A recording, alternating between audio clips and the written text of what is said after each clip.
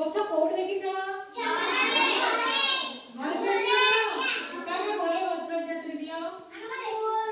କୋଉ ମାନେ ଗଛ ଲଗେଇବାକୁ ଭଲ ପାଆନ୍ତି ଦେଖିଲ? ଗଛ ଲଗେଇଛ? ଲଗେଇଛ ତ?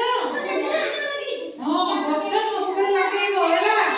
ଗଛ ଲଗେଇଲେ ଗଛରେ କଣ କଣ ଥାଏ?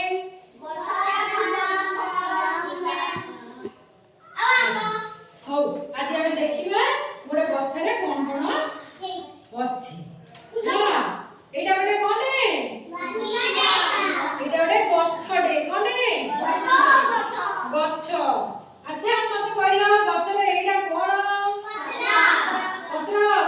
ଗଛର ପତ୍ରଟା କୋଉ ରଙ୍ଗର? ସବୁଜ। ଏଇଟା ଗଛର କଣ କିରେ? ଫୁଲ। ସବୁ ଗଛରେ ଫୁଲ ଏକା ପ୍ରକାର ନା ଅଲଗା ଅଲଗା? ସବୁ ଅଲଗା ଅଲଗା ଥାଏ ନା କି? ଏଇଟା ଗଛର କଣ? ଏଇଟା କଢା ନୁହେଁ, ଏଇଟା ହଉଛି ଫଳ। କଣ? ଗଛର ଫଳ। ଏଇଟା କଣ? ଚେରଟା ବା ତଳେ ଅଛି। ଏଇଟା ହଉଛି ଗଛର କାଣ୍ଡ ବା ଗଣ୍ଡି କୁହନ୍ତି। କଣ କୁହନ୍ତି? ହେଲା ଆଉ ଏଇଟା କଣ? ଚେରଟା ମାଟି ଉପରେ ଥାଏ ନା ମାଟି ତଳେ ଥାଏ? ମାଟି ତଳେ ଥାଏ। ଆଚ୍ଛା ଗଛଟାକୁ କିଏ ଜାବୁଡ଼ିକି ଧରେ? ମାଟି କିଏ ଜାବୁଡ଼ିକି ଧରେ? ଚେର। ହେଲା ତାହେଲେ ଗଛର ତାର ଯୋଉ ଫଳଟା କୋଉ ରଙ୍ଗରେ ଅଛି? ନାଲି। ଆଚ୍ଛା ତାହେଲେ ଏଇ ଯୋଉ ପତ୍ରଟା ହେଲା ପତ୍ରଟା କୋଉଠୁ ବାହାରିଛି? ଗଛରୁ ବାହାରିଛି। ଗୋଟେ ଗଛରେ କେତେ ପତ୍ର ଅଛି କହିପାରିବ ନା? କେମିତି କହିପାରିବ? ଆଚ୍ଛା ଗଛରୁ ଆମେ ଆଉ କଣ କଣ ପାଆନ୍ତି ମତେ କହିଲ?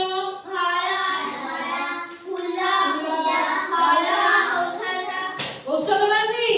କଣ କଣ ଔଷଧ ପାଆ ମତେ ଟିକେ କହିଲ? ତମର ଯୋଉ କାଶ ହେଲେ ତୁଳସୀ ପତ୍ର ବାଟିକି ମା ମାନେ ଦେଇ ଦିଅନ୍ତି ନା? ସେଟା କଣ ହେଇଯାଏ? କାଶ ଭଲ ହେଇଯାଏ। ଯୋଉ ଗୋଡ ଖଣ୍ଡିଆ ହେଲେ ଗୋଟେ କଣ କରନ୍ତି? ଗୋଟେ ଗଛର ପତ୍ର ଯୋଉ ସେଟା ଆଣିକି କଣ କରନ୍ତି? ତାର ଯୋଉ ରସଟାକୁ ବାଟି ଦିଅନ୍ତି। ଘା ଖଣ୍ଡିଆ ଭଲ ହେଇଯାଏ ନା? ତାହେଲେ ଗଛ ଆମେ କେବେ କାଟିବା ନାହିଁ। ଆଉ ଆମେ ଯୋଉ ନିଶ୍ୱାସ ନଉଛନ୍ତି ହେଲା ଯୋଉ ନିଶ୍ୱାସ ପ୍ରଶ୍ୱାସ ଆମର ଚାଲିଛି ଯୋଉ ଅମ୍ଳଜାନଟା ଆମେ ଆମ ଶରୀର ଭିତରକୁ ନଉଛନ୍ତି ସେଟା କୋଉଠୁ ପାଉଛନ୍ତି? ଗଛ ଆମକୁ ଦଉଛି ନା କି? ଯୋଉ ବର୍ଷା ହଉଛି ଗଛ ପାଖରୁ ବର୍ଷା ବି ମିଳୁଛି। ହଁ କଣ ଗୋଟେ ମିଳୁଛି? ଗଛର ଛାଇ। ଦେଖ ଆମ ସ୍କୁଲରେ ଥିଲେ କଣ? ଆମ ସ୍କୁଲରେ ଦେଖ ଗଛ ଥିଲା, ବଡ ବଡ ଗଛ ଥିଲା। ସେ ଯୋଉ ଗଛର ଥାଏ ଆମକୁ କଣ ଦିଏ? ଛାଇ ଦିଏ ନା ନାହିଁ? ହେଲା ତାହେଲେ ଆମେ କଣ କରିବା? ଗଛକୁ କେବେ ସେ ଆମେ ତଳେ ଠିଆ ହେଇଛନ୍ତି। ତାହେଲେ ଆମେ କଣ କରିବା? ଗଛକୁ କେବେ କାଟିବା ନାହିଁ। ଯିଏ ଯଦି କାଟିବ ହଉ ଶୁଣ ଯେତେବେଳେ ଯିଏ ଗଛ କାଟୁଥିବ ତାକୁ ଯାଇ କଣ କହିବ? ଗଛ କାଟ ନାହିଁ। ତମେ ସମସ୍ତେ ଗୋଟିଏ ଗୋଟିଏ ଗଛ ଲଗେଇବ ହେଲା।